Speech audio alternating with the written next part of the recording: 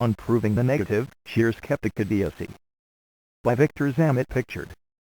That flamboyant close-minded skeptic from Florida, James Randi, 4 years, mistakenly stated that no one can prove Victor Zammit's afterlife evidence because no one can prove the negative. That is irrelevant in professional debate. Why?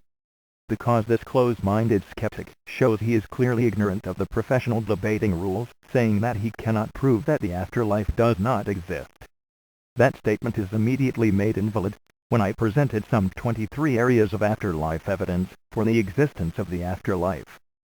This uninformed, close-minded skeptic was not asked to prove that there is no afterlife, but to properly rebut the expressly stated 20 areas of afterlife evidence I presented.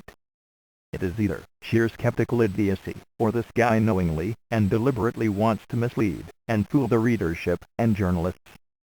JR is well known for his Machiavellian principle. He uses the end justifies the means, to cheat, be dishonest as long as you can fool the public.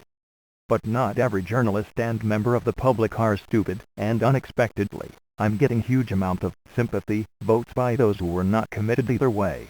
They can see the dirty tricks of the Florida close-minded skeptic.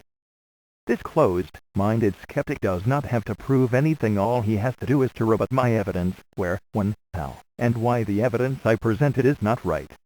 Further, there is not only my evidence I presented, there are at least 1,000 investigators around the world who produced their own afterlife evidence. Also, there have been some of the most intelligent scientists and professionals who walked on this planet Earth early last century. Sir Oliver Lodge, Sir William Barrett, Sir William Crookes, Sir Arthur Conan Doyle, et al. See Chapter 2 in my book A Lawyer Presents the Case for the Afterlife, who, after they empirically investigated the afterlife, they conceded the afterlife evidence is absolutely irrefutable. So that the statement that no one can prove the afterlife does not exist, no one can prove the negative, is absolutely irrelevant, immaterial, inadmissible and invalid, though it is the swan song of so many online pseudoskeptics. James Randi devotees.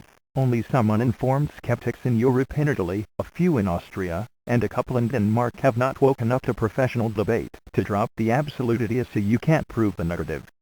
This skeptical guy JR will be remembered for uttering the most idiotic statement ever about the afterlife evidence. Victor Zammit.